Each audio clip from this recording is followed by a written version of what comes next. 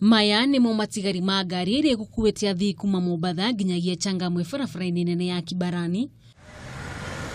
Ukirikana ati mutino uhanikire thutha wa ndereba wa turera utemwerekera na kuguthana na ngari muthemba wa iria rari na athii 8 aria kwa ihinda riri atandatu wao marahonia nguraro njoru thibitari-ini na acio angi eeri marakua hau. Kuringana na OCPD wa Changamwe Peter Omanwa, uthuthuria no urathie na mbere niguo kumenya uria kurahanikire niguo ngari icio iguthane. When the driver of the lorry lost control and crossed over, it was being driven towards Mombasa town. He lost control and crossed over to the other side of the road.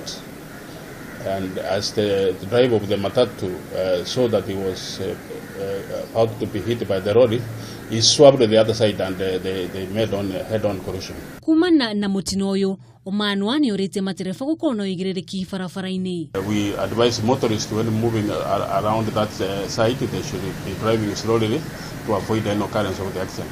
And I know several warnings have been placed by the road contractor that caution the drivers. Matigari ma ngari ici matwarirwo ceceni-ini ya borithi ya Changamwe guku uthuthuria ugithiaga na mbere. Handu-ini ha Kameme TV, rĩtwa rĩakwa nĩ Wanjogu wa Wachira.